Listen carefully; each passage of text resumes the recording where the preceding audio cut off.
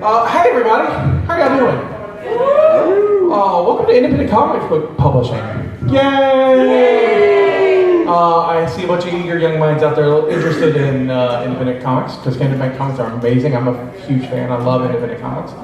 And so we have some great talents with us today. So I want to let you guys introduce yourselves.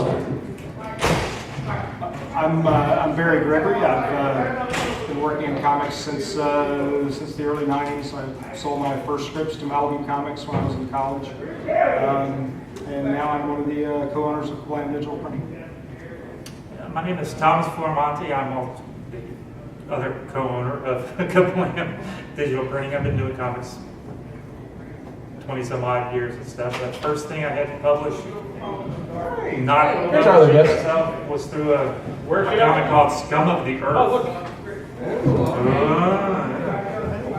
Actually, Christina's not going to be here. Okay. So either somebody else can see her or... I'm down the end, Yeah, so that's me. Everyone, sorry I'm late. No, it's perfectly fine. Okay. She doesn't like it, but everyone else is cool with it. So we were just introducing our guest. Go ahead, keep going. You can come back to me. After you guys. I was kind of good. No, just the first thing I ever had published, what I did because I was hired to do was, before I started publishing my own stuff, was a book called Scum of the Earth. Way back. Next. Joseph, if you'd like to introduce yourself. Yeah. Oh, I'm Joseph Michael Linser. Me. I do a comic book called Dawn, which started off in a comic book called Cry for Dawn. And that came out in 1989. It was a self-published comic book.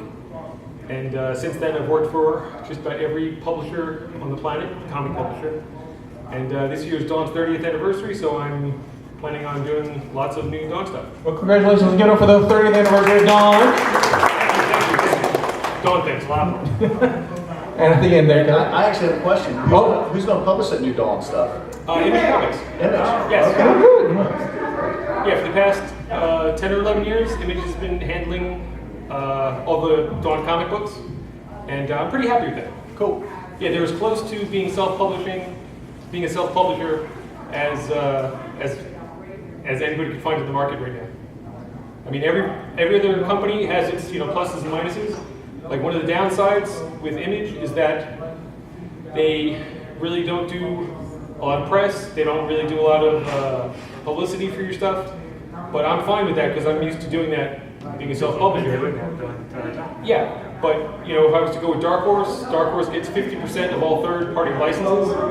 And I've already had, card set deals, statue deals. I already have all these other third-party things lined up. I don't need someone to find me. So with Image, it's like, you guys take care of the comic books, I'll do the rest. I'll take care of the card sets and the statues and all the other stuff. So Image actually works really nicely. And you get that Image icon, which does help on the rack. Yes, up there. yes. So, all right, I guess I should introduce myself now. I'm Kelly Yates, and I'm probably actually best known for my Doctor Who work, actually doing a lot of covers and illustrations. I actually have a toy line out of Doctor Who that I created that I work with the BBC on. But outside of that, create our own stuff. I've actually created 2 books. One's called Amber Atoms, and it was published through Image Comics back in 2008, 2009. I love working on kind of basically a female Flash Gordon, but it was a victim of the recession back in 2008 when everything was just nosediving. So, I mean, everything's being slashed in half, Spider-Man, X-Men, everything. So it's kind of a victim of that. And I'm going to revisit that. It was kind of funny because when that came out, I was actually contacted by a producer in Hollywood, and they were trying to get Miley Cyrus attached to the lead. She's great. You can laugh now, but she was freshly coming off of Hannah Montana and looking for something to do, some type of space thing. It didn't happen, obviously, but had a little thing. And then, so that came out through Image, and also another thing I'm slowly working on, I've got like 4 chapters now, it's called Monster, M-O-T-H-E-R. And I'm doing that self-published, kind of through digital first, through Artist Alley Comics, through Comixology. When I get all 8 chapters done, I'll probably put it out. I don't know if through Kickstarter or what, but I'll collect it all into one volume. So. And I'm your moderator, Scotty, so we're going to ask a few questions, and then we'll get to audience questions too. It seems like nowadays we're in an interesting renaissance for comics, especially with the internet. The internet allows almost everyone just to put stuff out there. So what are your thoughts about that? I think it's wonderful. I think if I was just starting off right now, I would definitely probably start with a webcomic. One of the tough things with publishing a comic book is you need to come up with the printer bill. And, you know, to get things online, it's free. You know, you just need to put the work into creating something. And I know the future of everything lies in downloads, but I've been resisting with Dawn because I hate reading things on a screen. But this year I'm finally going to get some stuff on Comixology and give it the program because I know it's inevitable. You know, it's just the next evolutionary step. You know, you can't fight it. And that's true. I mean, Comixology's been around for anyone not familiar with Comixology. It's a website where you're allowed to download comics. It's wonderful. And you're right. For a generation who grew up buying stuff off the racks, it's a lot different when you're reading it on your Kindle or your tablet or on your computer. So it takes a little bit to get used to. So I totally understand the resistance to it because there's something great about having a good floppy in your hand. And actually, just with my eyes, the way I experience an image that is illuminated from behind, like on a computer screen or on a tablet, versus on paper, I actually find it much more soothing on paper. Oh yeah, totally. I understand.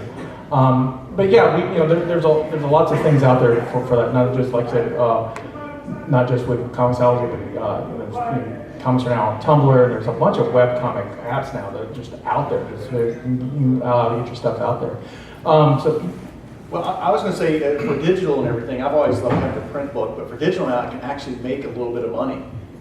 There's more of a split difference versus like printed. I think back in the day, you had to print somewhere around 6,000 to 7,000 copies just to break even, and then anything above that, you made a percentage off of and everything. And unless you're that top tier Robert Kirkman or whatever, sometimes not a lot of books don't hit that 6,000 to 7,000.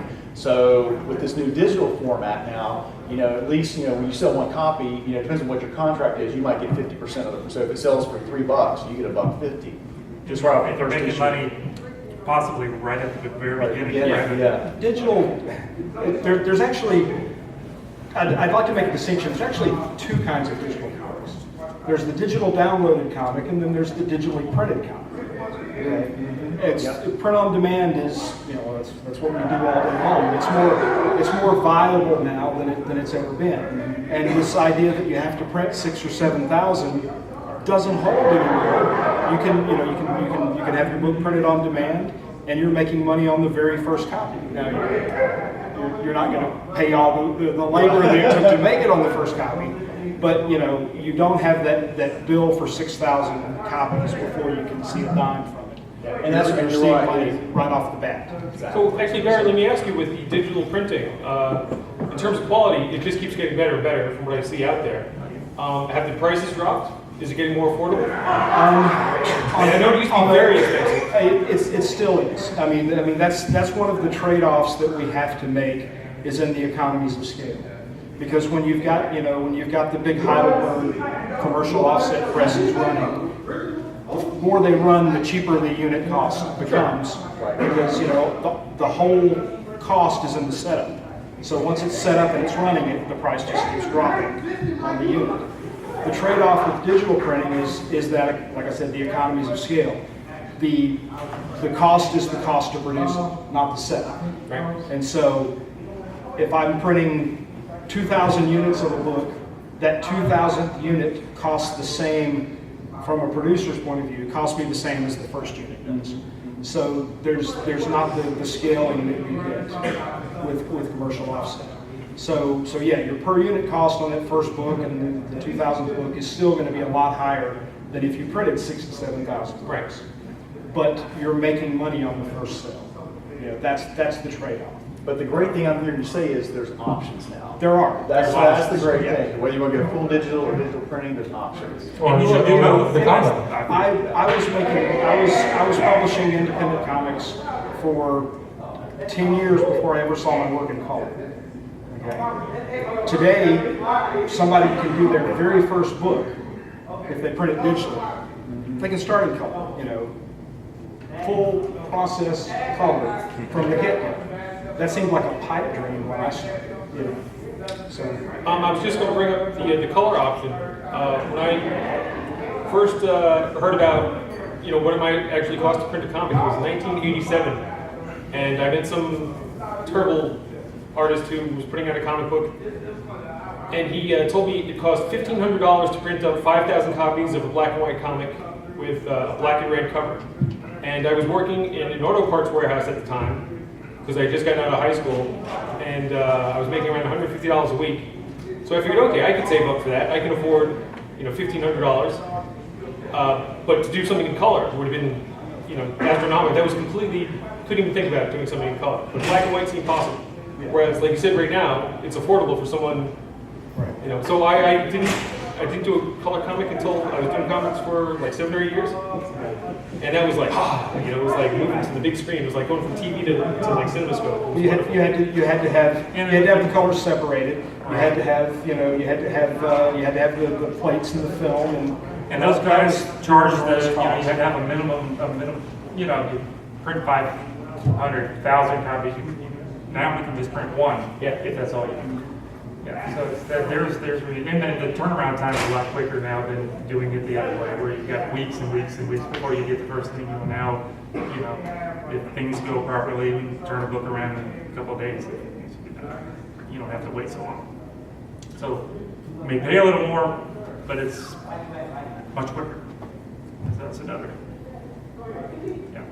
So, you know, I know there's people here who are interested in making comics. So let's say I've got the idea, I've got a story, a script, I've got an artist, or I am the artist, and I've got something kind of put together now, and I'm ready to look for that next step. What would you recommend, and how would you go for it? So are you saying, do they have a book drawn, or they? Let's say the book is drawn. Let's say we're at that stage. So we've got a book finished. Okay. Well, shopping it around for a publisher, or doing it yourself? Doing it yourself, shopping around a publisher. I mean, just different ideas. I mean, I would want to move back a little further in the process. Okay, sure.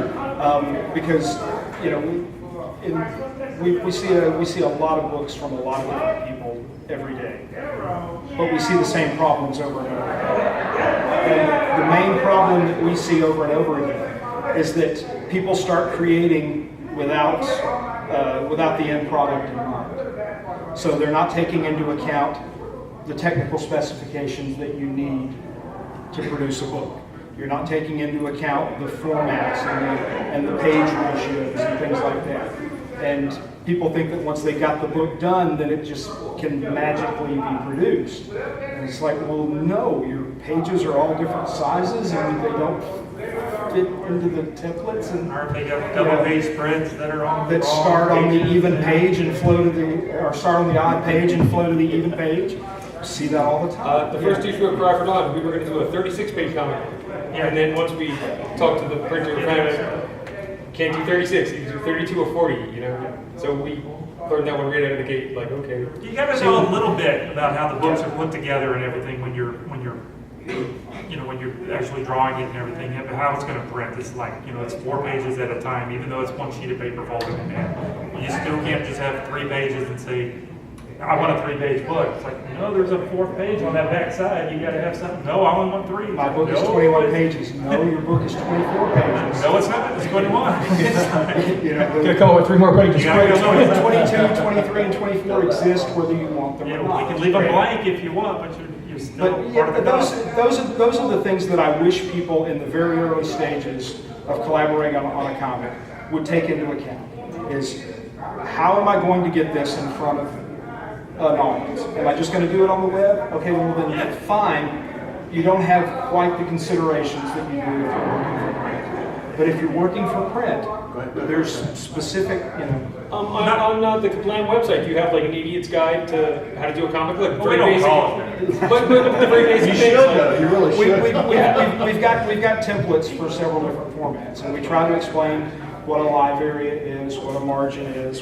And do you talk about the page counts? Like we can't do a We 21 talk page about, comic? we talk about page counts, those Okay. kinds of things. Now, if you're But doing most people, by the time most people get to that, they've already started producing. Right. So that's why I say I wish before people actually get into the production process, they'd sit down and look at it mathematically. Now, what have we got to do? Now, the reverse engineer that a little bit more for digital, thinking about printing, is when I was working with Comixology, they want me to take an 11 by 17 page or 10 by 15, whatever, and actually split it in half. So first top half, you would see full screen on the iPad. Bottom half, you would see on the iPad. But when you put it together, it'd be one complete page.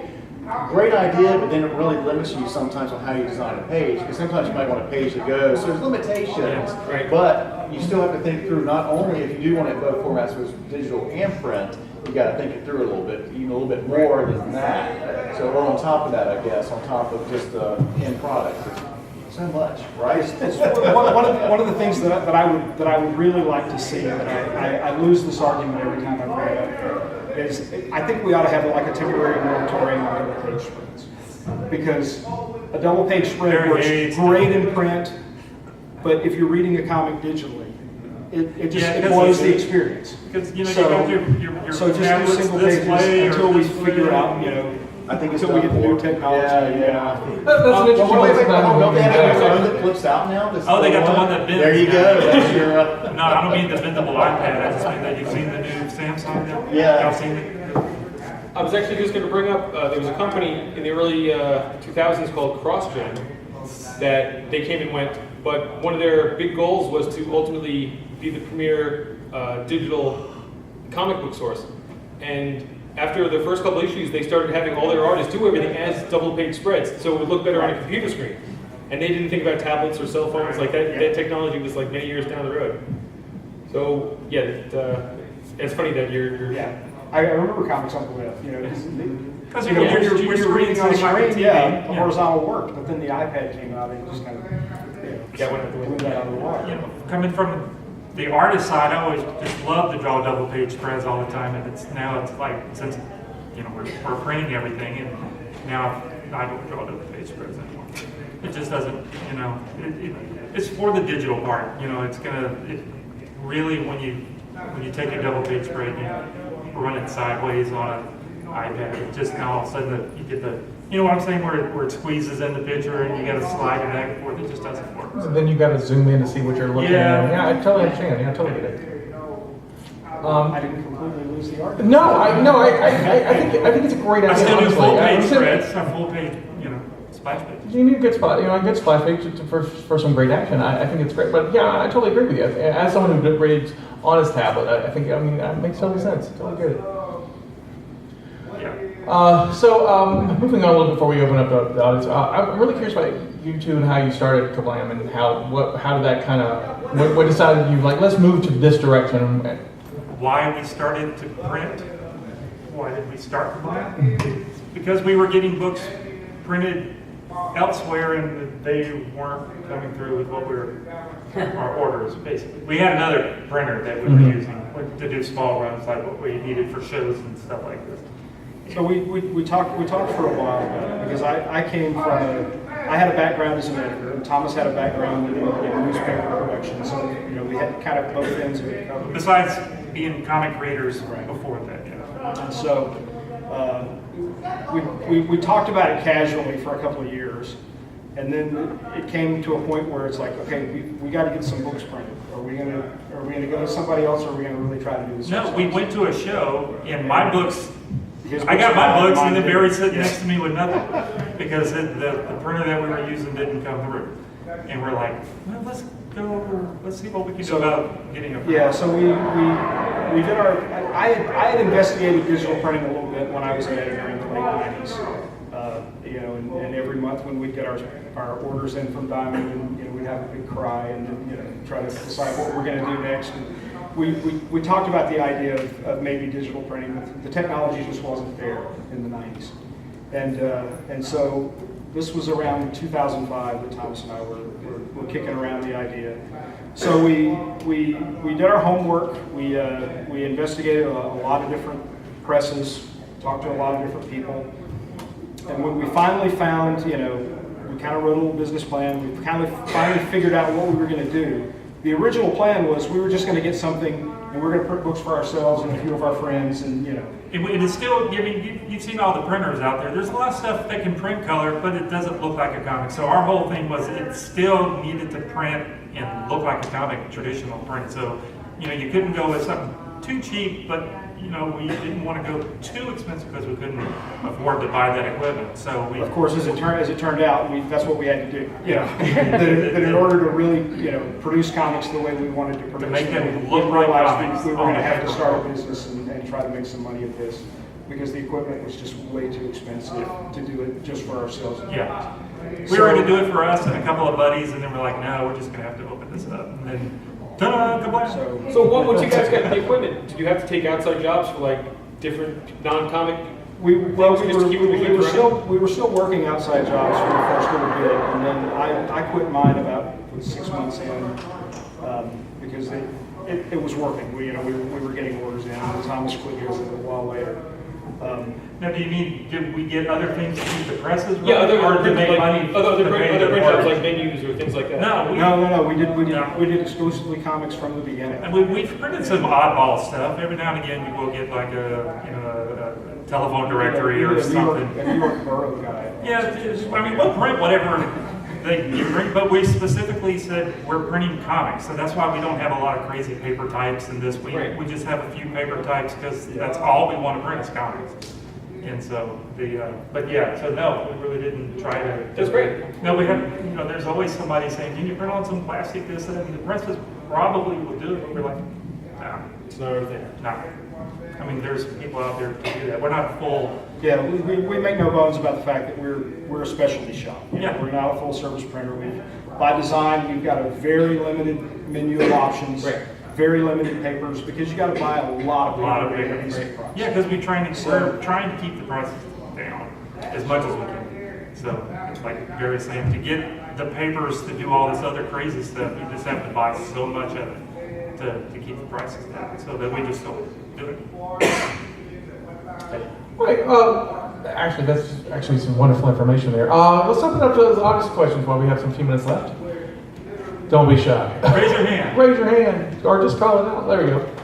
You said raise your hand. I'm still trying to think of an actual question. That's the problem. Is like there's things I want to ask because I really want to do this. I have ideas. How do you So are actually you a get writer or down? an artist or? Artist. I Okay. love the comic book style, but I've never been able to find a writer to really I have these ideas. I need someone to help me flesh it out. I've never been able to find that match. Good question. Hi. So that's a good question. So, I mean, Nice to meet you. how do you match make in this business? I mean, there are people like him who are, or people like me. I'm a writer looking for artists. These are There you artists go. looking for like Y'all are done. There's the book. There we go. I am pretty. But that's the thing is, I have a handful of writer friends, but they want to go in a complete different direction than There what is I that. want to with this stuff. It was like, I don't want to draw that. I want this fine-tuned. Like I have blocks, so I have illustrations. I don't have the full comic. Have you thought about writing it yourself? I mean, you could, And if you have the ideas, I mean, get a book on how to write a screenplay or things like that. There are certain ways you can learn the craft of I've writing. been working on that. I don't know why I can't write, but it kills. It takes me at least a week to write 500 words. Okay. That's It- okay. That's okay. That's It kills me. So one thing that I did was I was actually trying to get artists. I wanted to be an artist. I was submitting to DC and Marvel and everything. I just was never quite getting. I get like a little short story here and there, but nothing was really gelling. So that's why I decided to kind of do my own book, the Amber Adams thing. And I'm not a writer, and it probably shows. But I mean, I think I did a decent job. I learned a lot, and I mean that's just like anything, trial and error. You got to learn how to do it. Yeah.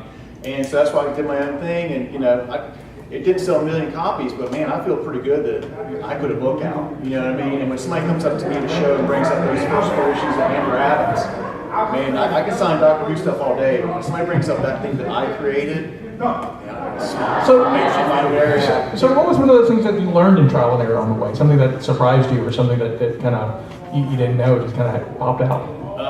I found that I could kind of continue writing, you know what I mean? And it's just, I wasn't trying to write in a certain style, but I found myself writing very fast pace in the sense of trying to write cliffhangers. So I was doing more smaller chapters and everything. So just my natural, I guess that my natural style would be a little bit quicker storytelling than cliffhanger. And that was kind of what I was doing. And just, I didn't know I had it in me, but I feel like, not that I would want to pursue a full-time writing career, I think I could do it. I think I could, once your own creation, you just feel a little bit more empowered by it, I guess. So what's the process to do a Kickstarter? That's another panel.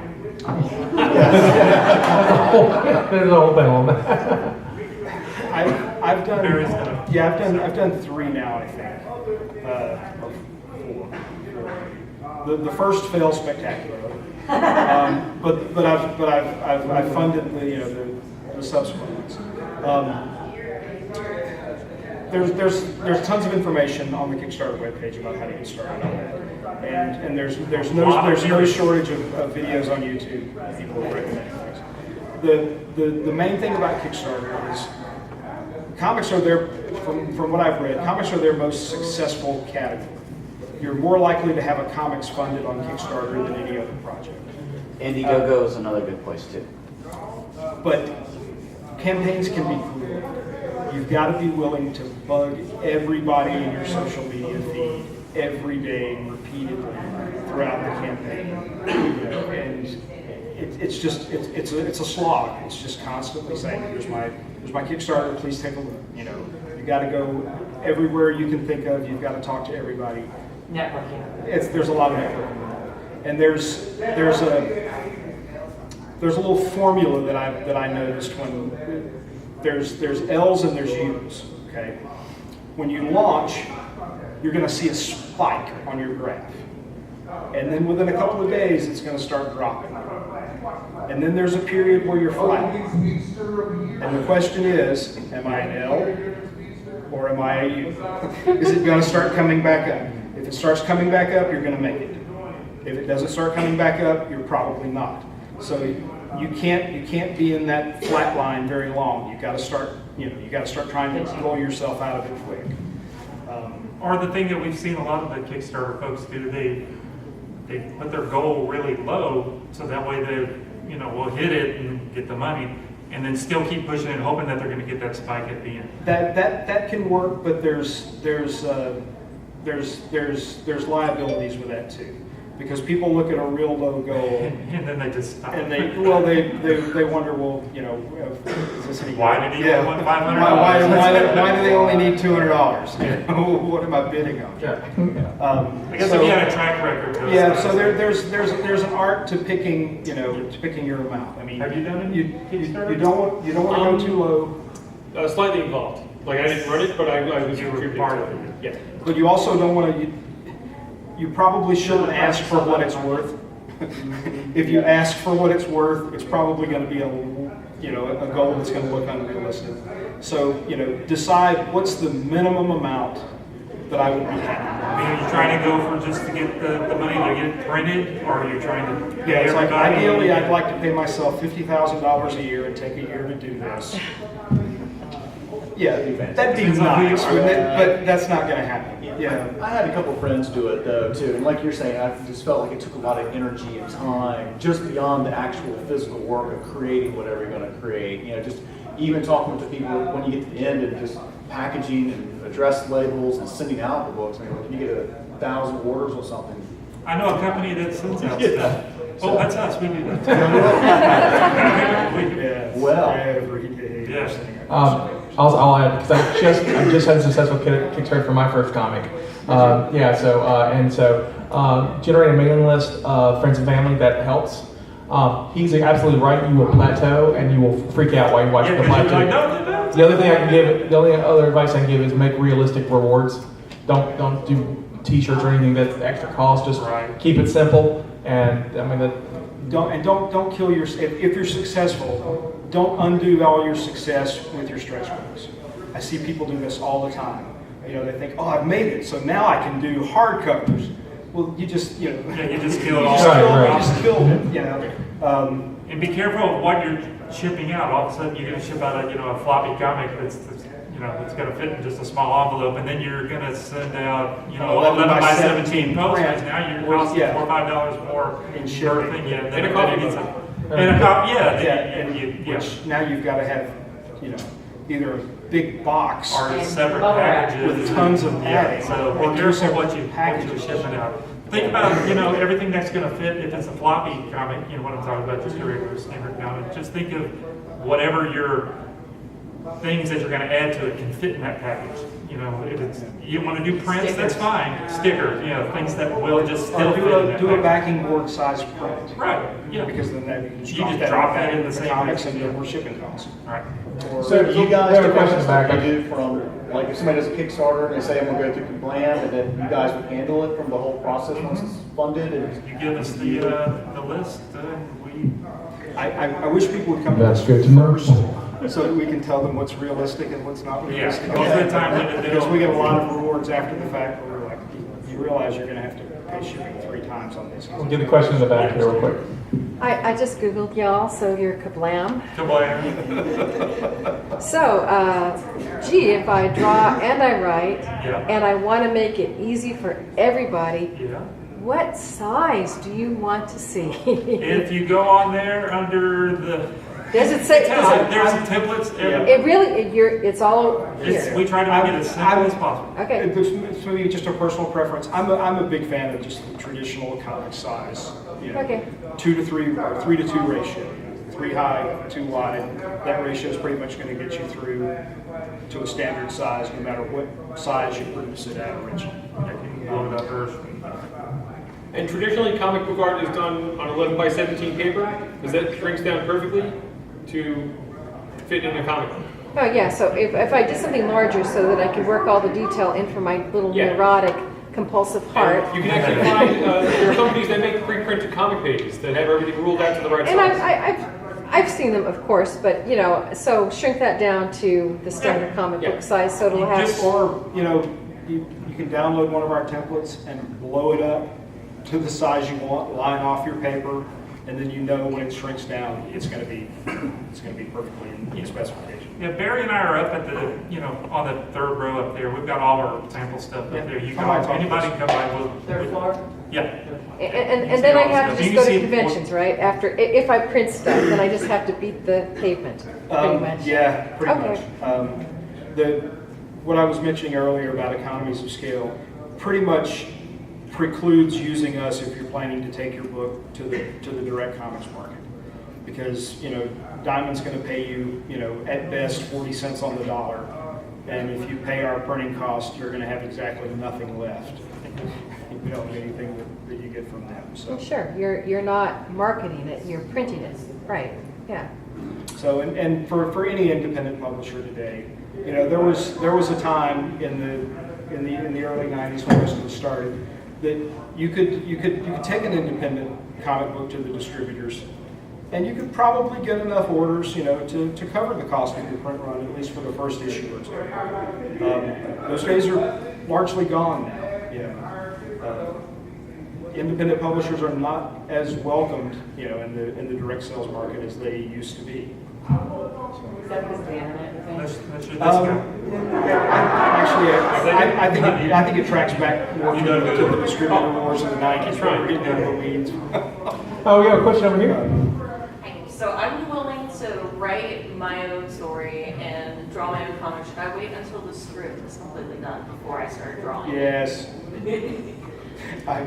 Other people may disagree with me on that, but think about an animated movie. There's a reason why they storyboard that to the nth degree before the animators start working. It's because if you get to the end and you go, oh, you know what we should have done in the beginning? My main guy. Then you got to throw everything out. So I'd never advocate starting, drawing a comic until you've got it, thumbnailed out and you know exactly. Oh, that's what those writer folks say. I just Otherwise, start drawing. you don't want to waste your artist's time, and you don't want to make them start over. Unnecessary. And that was one of the things I've done. I've written my 2 creator books. I've written the whole thing, and along the way, like, oh yeah, I can change that or redirect that or whatever. So kind of clear. Because I don't waste time. I'm very busy, so I don't want to waste time. Like, oh, I control 10 pages wrong or whatever. So Yeah, I'd say you can't go wrong with writing the script first. That is a great way to do it. But comic books are words and pictures. right? And sometimes when you're doing a scene, and I've encountered this when when drawing scripts written by other guys, I'll come to a scene, it's like, wow, there should be 4 pages, and they have it all squeezed into 1 page. And there's a certain accordion effect that happens in a story when you're working on it. So the way I actually do my stories, I write a flow chart of everything I want to happen. And then if I'm doing, say, a 22-page comic book, I go through it and I assign, okay, this deserves 1 page, this gets 3 pages, this gets a half page, and then, that is my structure. And sometimes, if I don't have the exact words, I can start drawing from that. But just having that template of like knowing where things happen helps me immeasurably. Because I've actually read a lot of comic books where, like, say, the last 2 pages have like 15 panels on each page because they didn't plan everything out, and they're like, oh shucks, we're gonna get to see it, and they just. So if you do at least a flow chart, that'll help. But like I said, you can't go wrong with writing a script first. Well, and keep in mind too that there is no strict formula for what a written comic is. Okay, a comic exists when it all comes together, when the words and the pictures come together. So your story can be fully written if it's just a plot. You don't have to do a full panel-to-panel script for your comic to be written. It can be, like Joe said, it can be a flow chart. It can be a very loose plot, as long as you've got all the elements there and you know exactly where it's going and where it's going to end up, and you're not wasting your artist's time or wasting your time. Other questions? Oh, right here. So I can write and I can draw, but normally I just draw with a pencil. So I know. What process would I need to do to get it inked and colored and all of that? Well, it depends really kind of what you want it to look like. And there's plenty of books out there that are just pencil books. Yeah, I was going to say just watercolor books, or like traditionally with comic books, you ended up with an inker and a colorist and the whole assembly line thing because of the way comic books are printed. But today, everything that ends up on the page has to get scanned in or is created on a computer. So if you only want to work in pencil, you can scan it, and if it shows up, if you can get a good scan of a pencil drawing, you can do a whole comic book that way. Oh. It depends on what you wanted to what you wanted to produce in the end. Now, we would hope that you would come to us to print it, but if you didn't, you want to say, we can handle printing pencil looking stuff or watercolor drawings. We print all kind of stuff, and we get all kinds of stuff to print. That's actually the question I was going to ask. So, in her case, if she did the pencils and she didn't have a scanner, does she send it to you guys? Do you scan? No. Okay. I'm just trying to get clarification. We need everything to be print ready. Print ready. Okay. Yeah, we don't do any prep or pre-press work. Other than make sure all the pages are in order, and we try to make sure that everything, because we don't know what your story is about. We're going to run a pre-flight on it to make sure that you've got bleeds and margins where they're supposed to be, and we'll let you know if that's not the case, and we won't knowingly print it if it's not going to work. And how do I know that you can't spell and you're just trying to be funny with the words and stuff? So we're not the editor. Are you ever tempted to say, hey, this is spelled really awfully? I did that a couple of times when we first started, and I was too much learned not to do that ever again. So. If we see something that we go, this is something that's odd, and we'll Art Jennifer ask you. She might tell me she's very she works. We get in trouble trying to correct people. And I'm a nitpicker on that kind of stuff. I'll see stuff and I try to. I think, this page should be centered a little bit more, and Barry's like, no, they didn't leave it the way it is, and that's the way they wanted it, and I was wrong, usually. So I'm really bad at Following directions? well, no. trying to put what I think the book should, be structured, look, on the screen right, rather than, just they send it that way. Usually, get one copy printed, and if it's stuff to mess up, you'll see it and fix it the next time when you make a report or whatever. We're close to wrapping up. I'm going to get your question and. Do you, in your experience, find that it usually ends up more profitable to go for like a higher quality comic that ends up costing more and you probably reach less people, or go for like the old like 80s super cheap comics that more people can afford? Well, I'm not sure what you mean by super cheap. Like Newsprint versus like a newsprint quality? Yeah, yeah. Like quality. I actually just found out not too long ago that there's a company called Alterna doing comics for like $2 a pop or something. Using the old super if you can find, I don't know for sure. This is always been my suspicion with them. If you can find an old web press that a print shop owns, and they've got a mountain of leftover newsprint, you can probably get a pretty cheap deal. I can buy really nice glossy paper cheaper than I can buy newsprint. Yeah. Newsprint is not the cheaper alternative that most people think it is. Plus, it's truly terrible paper. I love my comics from the Bronze and the Silver Age. I treasure them. I love that smell. Mold. But that's awful paper.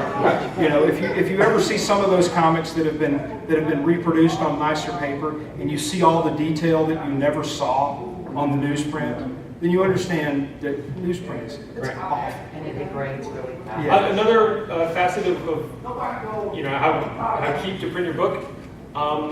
I did a book with Image Comics a couple years ago that I always planned my comic books to be 32 pages with a full color cover, and they kind of downgraded the way they did things to have 28 pages of content with like the last 4 pages being the front cover, back cover, and inside covers. So it was still a 32-page comic book, but it just didn't have a cover printed on the outside, and the entire book was printed on cover stock, thin cover stock. And nobody ever complained about that, but I hated it. It felt too thin and flimsy to me. And it cost, a little bit more to have, a 32-page comic book printed with the cover on the outside. But just personally, I like that product better. I like the feel of it. So it's just like a inside self-cover. Yes. Yeah. So we offer that if people want it.